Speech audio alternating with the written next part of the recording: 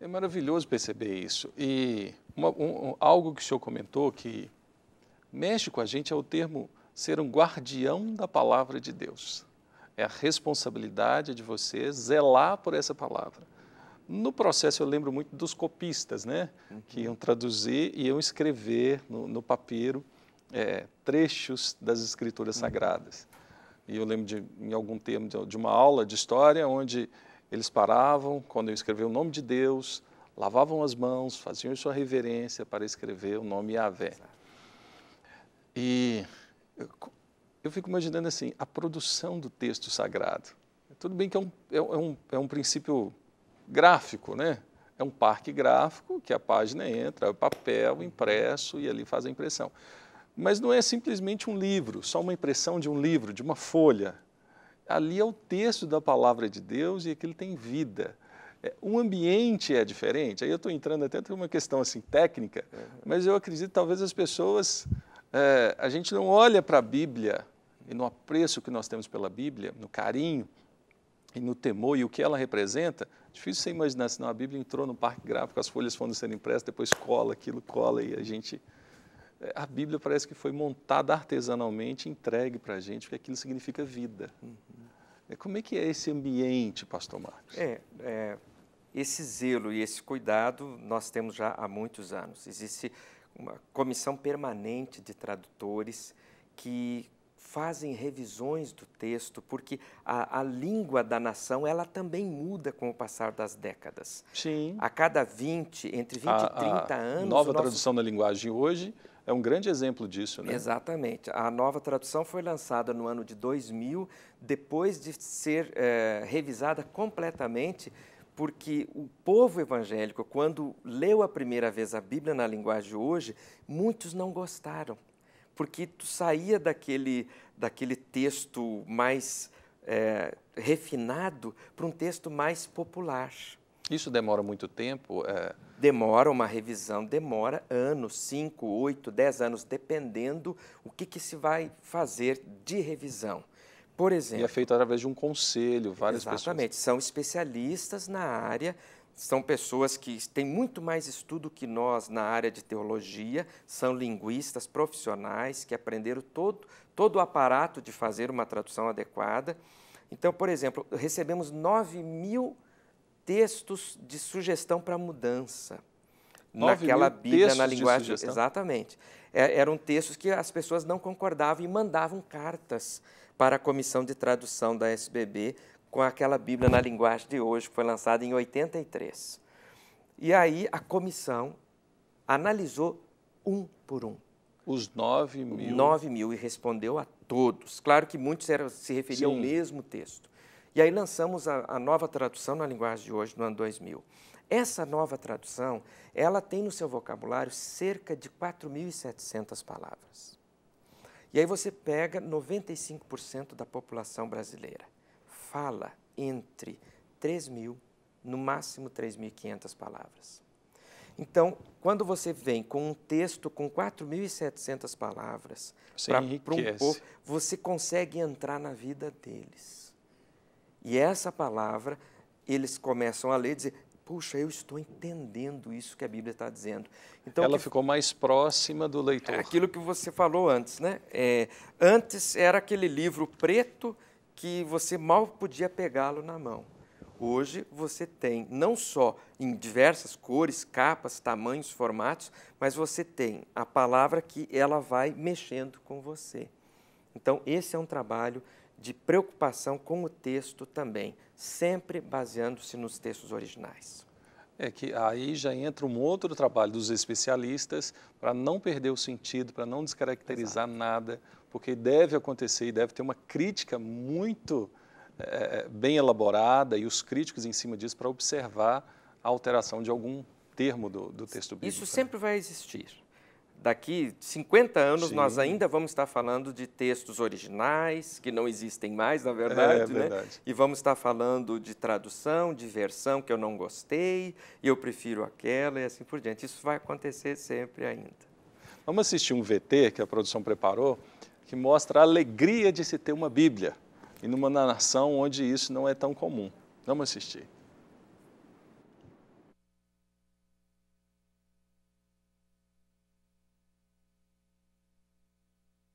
Traffic advisory, Mike Alpha Delta from Sintani to Corpa. Now crossing the ridge just above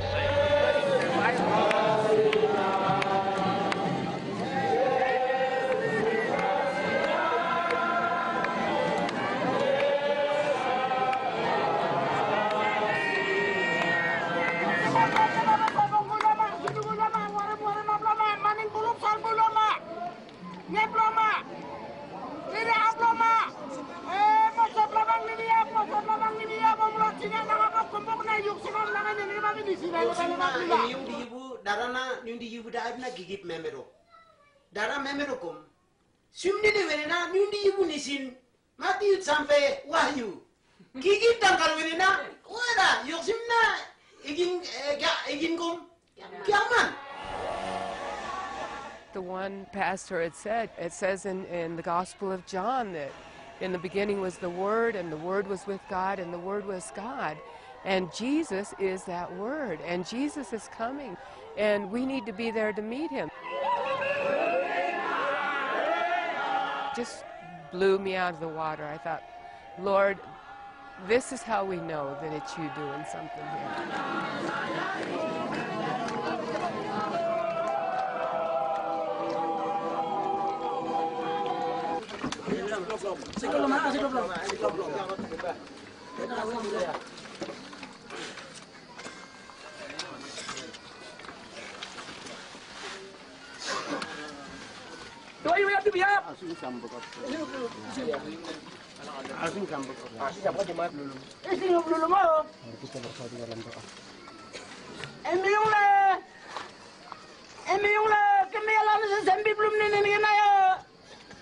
Endi nang lumadong norway lang mo anda.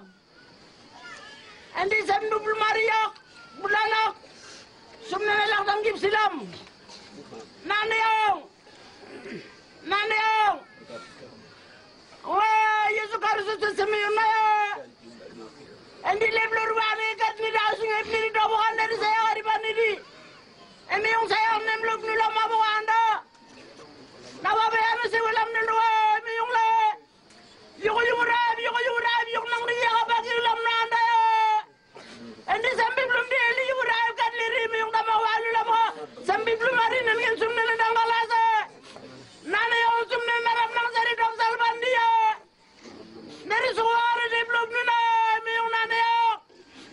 Emi yung andi baudok ni asum na nagigip na di saya dangalasa. Emi yung hala anak ada kip kendi.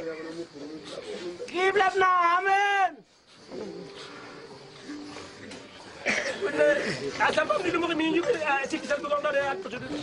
Because I knew they would be happy, but the emotion that came out was just so overwhelming to me. I thought, we have no idea. You know, we have had the Word of God for so long. We have taken it for granted. We have resources, we have translations, we have, you know, all these different things, and we don't cherish it. We don't realize what a precious gift we have and hold in our hands. And these guys were realizing that and saying, God, you've come to us through the Word.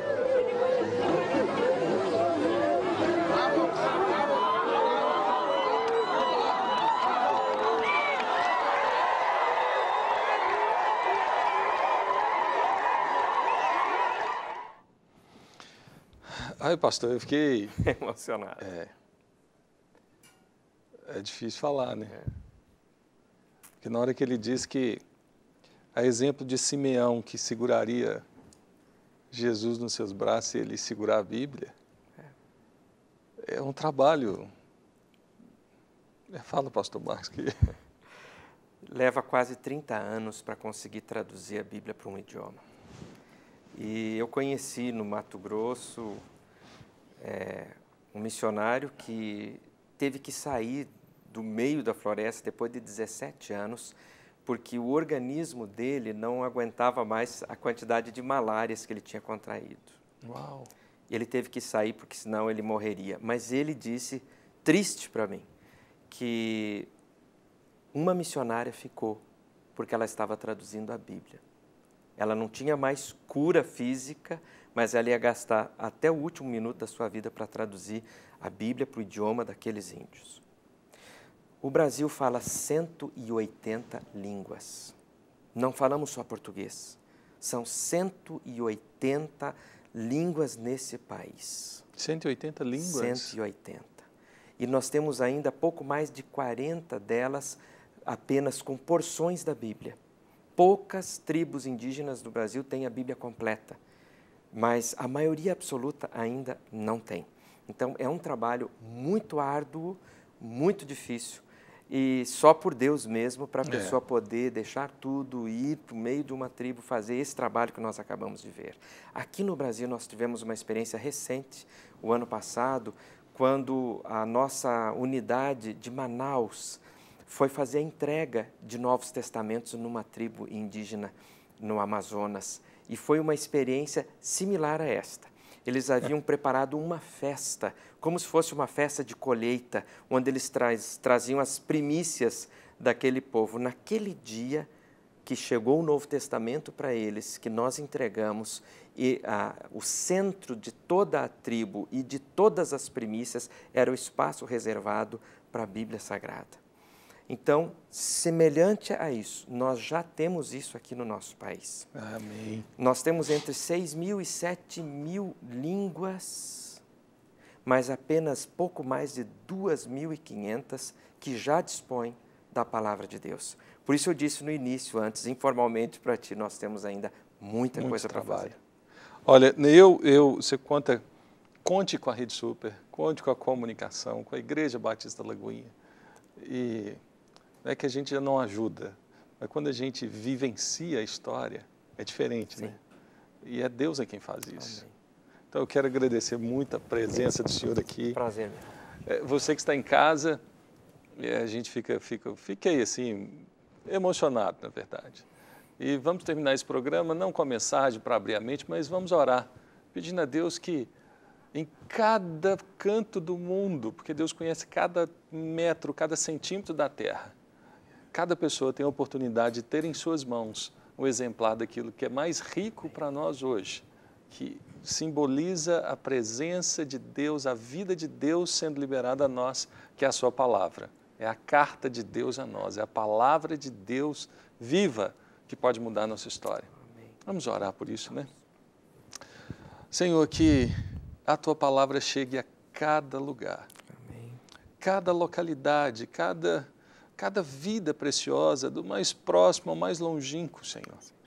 E que na linguagem daquela pessoa, o Senhor conceda mantenedores, patrocinadores, recursos necessários, pessoas para levarem um exemplar da palavra de Deus, para que essas pessoas tenham oportunidade de conhecerem a verdadeira, Senhor, a verdade que é viva, a verdadeira palavra que liberta, a única verdade absoluta que é o Senhor. Amém.